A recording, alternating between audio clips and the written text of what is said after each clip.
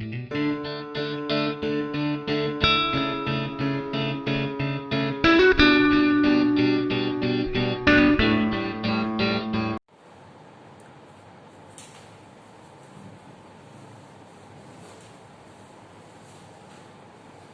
Students, Saraswati group of education તરફથી અંગ્રેજીના video લેક્ચરમાં આપણે ગયા વખતે પેસિવ વોઇસ નામનો જે પ્રશ્ન છે તે શરૂ કરેલો છે અને તે પેસિવ વોઇસના સંદર્ભમાં આપણે ગયા વખતે વાત કરેલી કે ડેમો તરીકે કોઈ પણ એક કાળ ભણવો પડે અને ત્યારબાદ છે તે આપણે બીજા કોઈ પણ કાળ છે તે તેની સમાન રીત પ્રમાણે જ છે તે પેસિવ થતું હોય છે, માત્ર ક્રિયાપદ છે તેના રૂપોમાં ફરક પડે છે. તો તે વખતે આપણે સાદા વર્તમાન કાળ છે તેના અનુસંધાનમાં પેસિવ વાક્યોનું જોયેલું હતું અને હવે જે આપણે જોવાના છીએ તે પછીના વાક્ય પ્રકાર છે તેના વિશેની વિગત છે તે આજના લેક્ચરમાં આપણે પ્રસ્તુત કરવાના છીએ. ગયા વખતે આપણે સાદા વર્તમાન કાળના હકાર, નકાર, પ્રશ્નાર્થ અને વુ વાળા વાક્યો જોયા, બરોબર? અને ત્યારે આપણે કીધું હતું કે હવે પછીના જે વાક્યો છે તે નેક્સ્ટ લેક્ચરમાં આવશે, એટલે કે આજે. તો આજે આપણે જોવાના છીએ કે સાદા વર્તમાન કાળના વોટ વાળા વાક્યો છે, વેર, વેન, ટૂંકમાં WH આખી શ્રેણી છે અને તેમજ how much, how many, whose plus noun વગેરે વાક્યો છે. તો આમ જોવો તો સળંગા એક જ લેક્ચર છે, તેના બે કટકા થયેલા છે, પરંતુ આપણે વ્યવસ્થિત રીતના છે તે સમજવા માટે તેને બે ભાગમાં વહેંચેલા છે. તો ગયા વખતનું જ અનુસંધાન જોડીએ. વુ વાળા વાક્ય હતા ત્યાંથી જ આપણે શરૂ કરીએ કે વોટ વાળા વાક્યો. તો અહીંયા આપણે પાછું ફરીથી એકવાર જોઈ લઈએ. ધ સિમ્પલ પ્રેઝન્ટ ટેન્સ એટલે સાદો વર્તમાન કાળ. સાદા વર્તમાન કાળમાં એક્ટિવ નું સૂત્ર છે મૂળરૂપ અથવા તો SKES વાળું રૂપ અને પેસિવ નું સૂત્ર છે ઇઝેમાર વત્તા ભૂતકૃદંતનું રૂપ. આજે આપણે જોશું વોટ વાળા વાક્યનું પેસિવ. તો વોટ વાળા વાક્ય બે પ્રકારના છે, 1 અને 2. તો તે બંને પ્રકાર છે તે પહેલા આપણે સમજીએ કે બે પ્રકારમાં ખરેખર ફરક શું પડે છે. તો જુઓ, અહીંયા વોટ પ્રશ્નસૂચક શબ્દ છે, ડુ સહાયકારક ક્રિયાપદ છે અને ડેઈલી અન્ય શબ્દ છે. તો બાકી કેટલા શબ્દ વધે છે? બે શબ્દ વધે છે. તો આ એક અને આ બે. તેવી જ રીતે અહીંયા જોશો તો વોટ પ્રશ્નસૂચક શબ્દ છે, ડઝ સહાયકારક ક્રિયાપદ છે અને એવરીડે છે તે અન્ય શબ્દ છે. તો હવે કેટલા શબ્દ વધે છે? 1, 2 અને 3. જો અહીંયા ટીક કરીએ 1, 2 અને 3. તો આ વોટ વાળા 3 શબ્દ વાળા અને આ વોટ વાળા 2 શબ્દ વાળા. સમજવા માટે કહું છું, આવા કોઈ પ્રકાર છે નહીં. આ એક કર્મ અને બે કર્મનું ગણિત છે, પણ અત્યારે આપણે એમાં નથી પડતા કારણ કે આપણે બે કર્મ વાળા વાક્ય સમજાવવાના છે. પરંતુ વોટની એક ખાસિયત છે કે તે મોટા ભાગે પૂછાઈ શકે તેવા વાક્યો છે ને આ બંને પેટર્ન છે તે અગત્યની છે, એટલા માટે આ એકમાં આપણે તેની ખાસ ચોખવટ કરેલી છે. તો આ વાક્ય પણ અલગ રીતે થશે, આ વાક્ય પણ અલગ રીતે થશે. તો જોઈએ પહેલા કે વોટ 1 કેવી રીતે થાય છે. તો જ્યારે આવા બે જ શબ્દ હોય સહાયકારક અને WH ને બાદ કરતા, ત્યારે સૌથી પહેલા વોટ નું વોટ લખીએ. ત્યારબાદ આ બે શબ્દ હોય ત્યારની જ વાત છે, માત્ર એક વચનનું ક્રિયાપદ મૂકવાનું, એટલે કે is. તો એક વચનનું ક્રિયાપદ તો એમ પણ છે, પણ એમની એક ખાસિયત છે કે I સિવાય તે ક્યાંય પણ આવતું નથી, એટલે આપણે અહીંયા લખશું is. તો વોટ નું વોટ, ડુ નું લખીએ is, પ્લે નું પ્લેડ, પ્રેપોઝિશન by by અને પછી લખીએ યુ, ડેઈલી. બરોબર? ફરીથી એટલા માટે જ આપણે આ 3 વાક્ય રાખેલા છે જેથી કરીને ઉપરા ઉપરી આપણે સમજીએ તો એક ડ્રિલિંગ થાય કે કઈ રીતે વાક્ય બની શકે. જુઓ, અહીંયા વોટ, પછી ડઝ અને ઇન ધ ઇવનિંગ ને બાદ કરતા બે જ શબ્દ છે, સી અને ઈટ.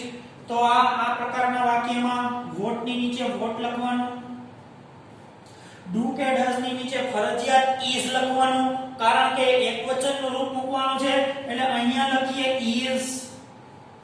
હવે ક્રિયાપદનું રૂપ લેવાનું એટલે કે eat નું થશે eaten. ફરીથી વોટ નું વોટ, ડુ કે ડઝ ની નીચે is, eat નું eaten.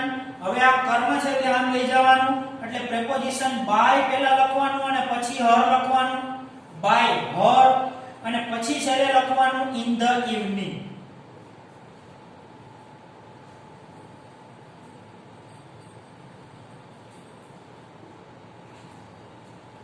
ખ્યાલ આવ્યો? પાછું આ વોટ એટલે પ્રશ્નસૂચક શબ્દ છે, ડઝ એટલે સહાયકારક ક્રિયાપદ છે, ફ્રોમ ધ શોપ છે તે અધર વર્ડ્સ એટલે કે અન્ય શબ્દો છે, બાકી જે બચતા રહેલા શબ્દોની સંખ્યા છે 2, તેથી આ પ્રકારને આપણે વોટ 1 તરીકે ઓળખાવીએ છીએ. તો તે વોટ 1 માં અહીંયા આપણે આન્સર વોટ નું વોટ લખીએ, ફરજિયાત તરીકે એકવચનનું ક્રિયાપદ એટલે અહીંયા લખીએ is.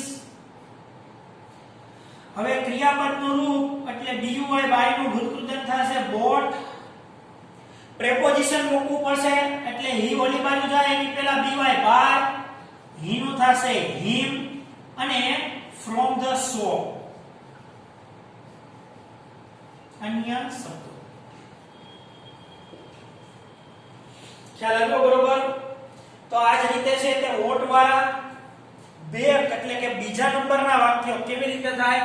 તો જો અહીંયા આપણે વાત કરી વોટ એટલે પ્રશ્નસૂચક શબ્દ છે, ડઝ એટલે સહાયકારક ક્રિયાપદ છે, એવરીડે એટલે અન્ય શબ્દ છે, એને બાદ કરતા 3 શબ્દ બચે છે. તો આનું પેસિવ કઈ રીતે થાય? તો ધ્યાન રાખો, વોટ ની નીચે આપણે વોટ લખીએ. હવે આપણે ત્યાં ડઝ ની નીચે is લખતા હતા આ પ્રકારના વાક્યમાં વોટ 1 માં. અહીંયા આપણે ડઝ ની નીચે is નથી લખવાનું, પરંતુ જે કર્મ આગળ આવે છે તેના આધારે ત્યાં લખવાનું છે, કારણ કે અહીંયા છે you. તો you આગળ આવશે તો you ના પ્રમાણમાં આપણે is એમાં લખવાનું. તો શું લખશું આપણે અહીંયા? આપણે અહીંયા લખશું are. શા માટે you આગળ આવે છે એટલે? હવે આપણે લખશું you. હવે અહીં ask છે તો ask નું v3 નું ફોર્મ મૂકીએ તો asked. પ્રેપોઝિશન by લખીએ અને he નું થશે him કારણ કે કર્મ બને છે એટલે, અને છેલ્લે every day. તો what are you asked by him every day? હવે what do we sell them in the market? તો જો અહીંયા what છે તે પ્રશ્નસૂચક શબ્દ છે, do સહાયકારક ક્રિયાપદ છે, in the market છે તે અન્ય શબ્દો છે. હવે બચતા રહેલી શબ્દની સંખ્યા છે 3, we sell અને them. તો આપણે આ પ્રકારના વાક્યમાં what નું પહેલા what લખીએ, them ના પ્રમાણમાં is એમાં લખવાનું છે, એટલા માટે આપણે them એનું ધે થઈને આગળ આવશે, કારણ કે ધે માં બાજુ આવે તો શું થાય? ધે. તો ધેના પ્રમાણમાં શું આવે તે લખવું પડશે. ધેના પ્રમાણમાં આર આવે એટલે અહીંયા આવશે આર. ધે સેલ નું થશે સોલ્ડ. હવે પ્રેપોઝિશન by બાય, આ વી હોમ જશે એટલે વી નું થશે us. આ બધા પહેલા લેક્ચરમાં આપણે છણાવટ કરેલી છે, વી નું us, I નું me, બરોબર? ટૂંકમાં આ શબ્દ ફરે, ક્રિયાપદનું રૂપ ફરે અને આ શબ્દ ફરે એટલે આગળ is એમાં આવે. આ એની સિમ્પલ ફોર્મ્યુલા છે.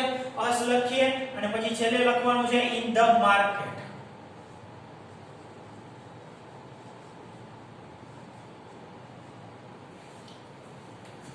ખ્યાલ આવ્યો? હવે જે રીતે આ વાક્યો થાય છે એ જ રીતના where, when, why અને how વાળા વાક્યો થાય છે. આપણે બધાનું એક એક ઉદાહરણ છે તે અહીંયા સમાવિષ્ટ કરેલું છે. હવે જો where છે તો where ની નીચે આપણે where લખીએ. do કે does હોય તો તેની નીચે is એમાં લખવાનું હોય. આમાં તો ફરજિયાત બધામાં 3 શબ્દ હશે જ એટલે એ ચિંતાની વાત નથી.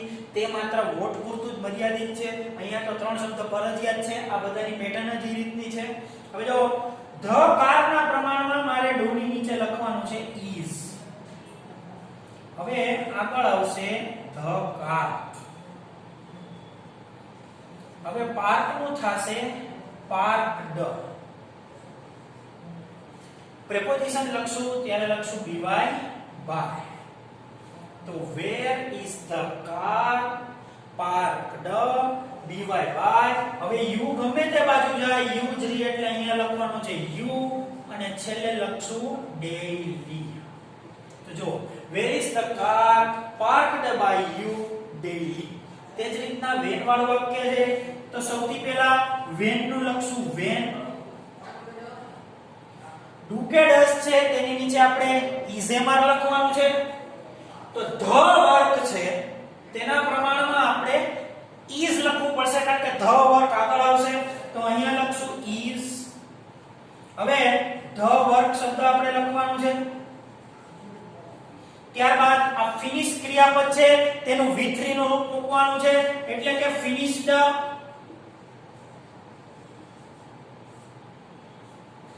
હવે પ્રેપોઝિશન મૂકવાનું છે એટલે પ્રેપોઝિશન બી બાય, આ સી છે તેનું હર કરવાનું છે એટલે બાય હર, અને છેલ્લે અન્ય શબ્દ ગોઠવવાના છે એટ હોમ.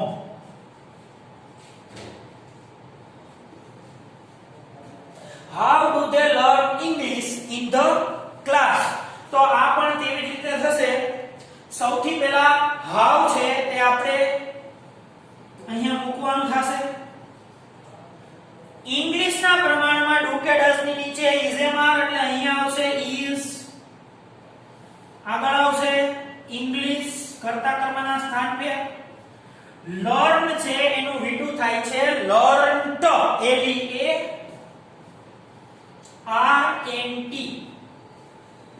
હવે પ્રેપોઝિશન લખવાનું છે તો તે બી બાય, ધેનું થશે ધેમ, અને છેલ્લે in the class. તો જુઓ, how is English learned by them in the class? હવે why do they tease animals in the zoo? આ રીતનો છે કે તેમાં વાક્ય છે તો તેમાં why ની નીચે આપણે why મૂકીએ. ડુ કે ડઝ ની નીચે is એમ આર, તો અહીંયા એનિમલ્સ ના પ્રમાણમાં આપણે લખવાનું છે આર, આગળ આવશે એનિમલ્સ, ટીઝ નું થશે ટીઝડ, પ્રેપોઝિશન બાય, કર્મ ધેમ, અને છેલ્લે અન્ય શબ્દો છે તો ઇન ધ ઝૂ.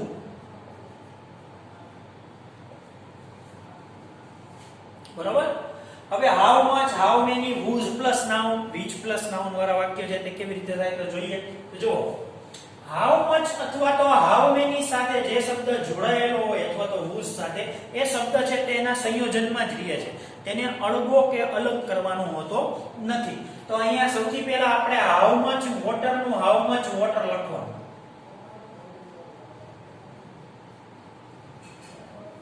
બરાબર. હવે ડુ કે ડઝ ની નીચે ઇઝ એમ આર લખવાનું, પણ ઇઝ એમ આર કોના પ્રમાણે? આ વોટર ના પ્રમાણે. તો વોટર છે એ ત્રીજો પુરુષ એકવચન છે એટલે અહીંયા લખવાનું છે ઇઝ. હવે ડ્રિંક નું થશે ડ્રંક, પ્રેપોઝિશન બી બાય, અને સી પેલી બાજુ જાય એટલે સી નું થશે હર અને ડેઈલી. બરાબર.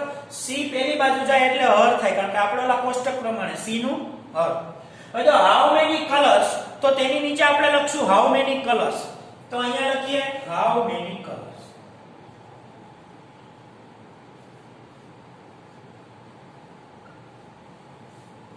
Do you use in your paintings? તો do આવ્યું, તો do ની નીચે આપણે is એમ આર મૂકવાનું, પણ is એમ આર છે કે આ કલર્સ ના પ્રમાણમાં મૂકીએ એટલે આગળ આવશે આ. હવે જો આ બે છે તેનો સ્થાન ફેર થાય, આ અહીંયા આવે અને આ અહીંયા આવે એટલે યુઝ છે તેનું આપણે યુઝડ લખીએ.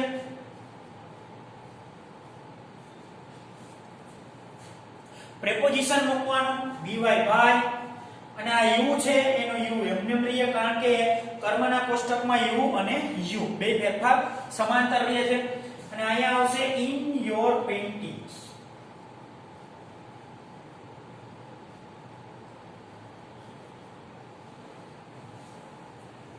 હવે જો whose car does he drive during the tour, તો અહીંયા whose car ની નીચે whose car આવશે,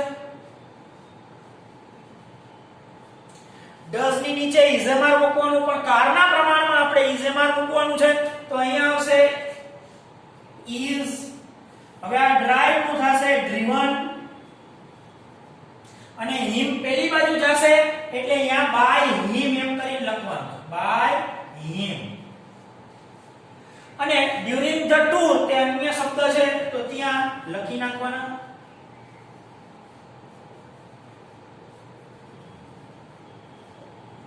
બરોબર. તો મોટે ભાગે જેટલા સાદા વર્તમાન કાળના પ્રશ્નાર્થ WH હાવ જેટલા વાક્ય છે તે આપણે અહીંયા છણાવટ કરેલી છે.